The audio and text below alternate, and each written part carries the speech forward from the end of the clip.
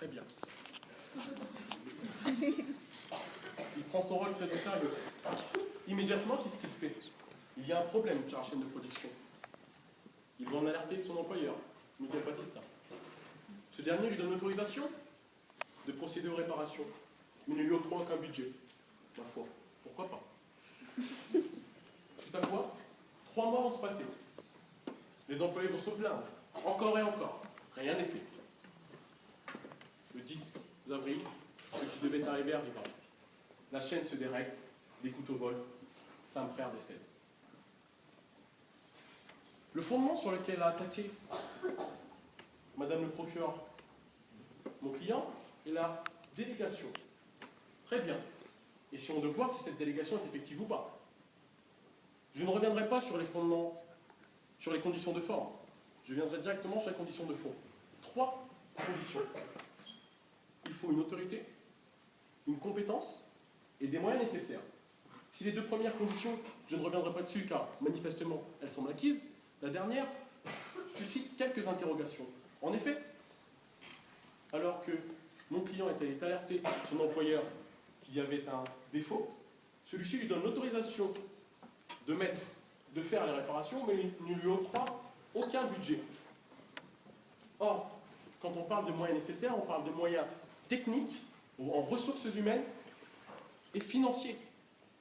Financiers, sans budget. Comment peut-il faire les réparations? Comment auriez-vous fait? Qu'aurait dû le faire? Ma foi, pas d'argent, pas de réparation. Les employés se sont plaints. A-t-il bougé? Non. C'est sa faute? Non. Pas d'argent, pas de moyens nécessaires, pas de délégation, pas d'exonération de responsabilité de la part de l'employeur. C'est ça, et c'est pas moi qui le dis. Ce n'est pas Maître Mugongouzi pour une fantasque hallucination qui l'invente. C'est la Cour de cassation, dans une décision du 11 mars 1993, qui est venue le consacrer, madame le procureur. Je vais la citer.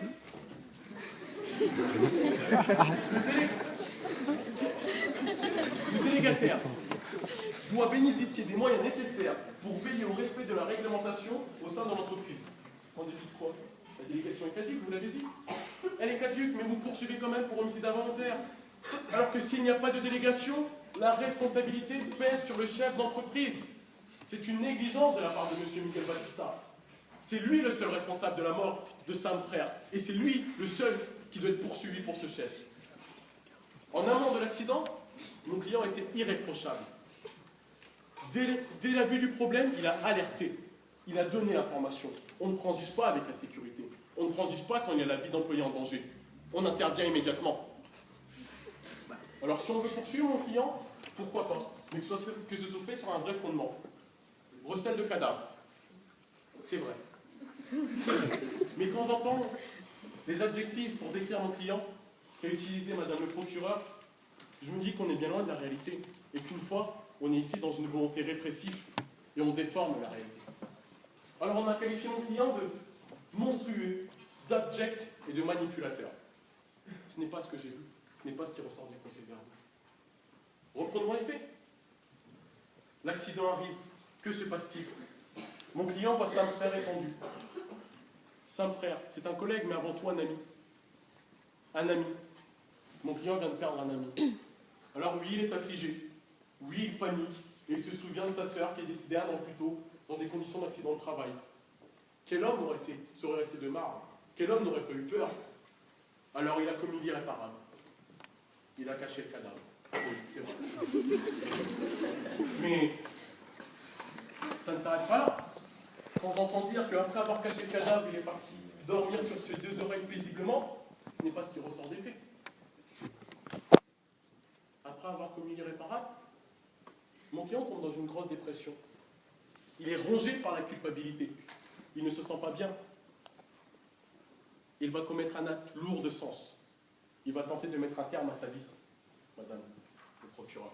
Il tente de mettre un terme à sa vie. Pourquoi? Parce qu'il préfère mourir que de vivre avec cette culpabilité. Cette culpabilité qui le ronge. Quoi de plus dur qu'une douleur morale? Et quand j'entends dire que c'est un manipulateur et qu'il n'avait pas de remords, j'ai envie de vous dire que, après que quelqu'un lui ait sauvé la vie, en l'occurrence le Dr House, toujours culpabilité empreignante, il va s'en prendre alors au Dr House en l'insultant copieusement, en lui reprochant de lui avoir sauvé la vie, ce qu'il y a de plus précieux au monde, la vie. Il reproche à la personne qui lui a sauvé la vie de l'avoir fait. Je leur montre bien que mon client n'est pas dans un état normal, que mon client supporte mal ce qu'il s'est passé. Alors ensuite, rongé par la culpabilité, une fois de plus, mon client va fournir des aveux. Il va avouer. S'il n'avait pas avoué, nous ne serions pas là aujourd'hui, car rien ne laissait prétendre que c'était lui.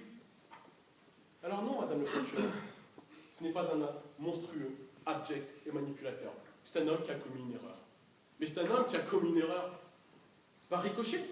C'est la victime d'un employeur voyou qui lui a fait perdre un ami et qui, dans la panique, dans ses sentiments si durs, a commis l'irréparable. Alors dans votre réquisitoire, il me semble que vous avez oublié une chose, madame la procureure, le principe de personnalisation des peines,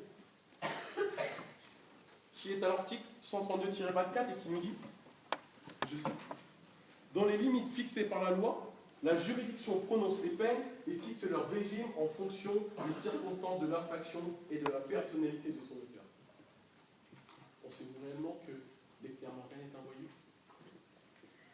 Pensez-vous vraiment que Dexter Morgan est un homme qui doit aller 8 ans derrière les barreaux?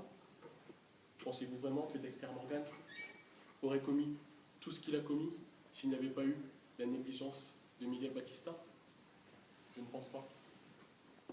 Cet homme vivra toute sa vie, sachez-le, avec ce remords, cette culpabilité, ce sentiment que personne ne pourra éteindre. Alors ici, on veut appliquer la double peine. Vous souffrirez toute votre vie à cause d'un homme, mais encore 8 ans de plus, car l'État se veut répressif et ne veut pas prendre en compte votre personnalité.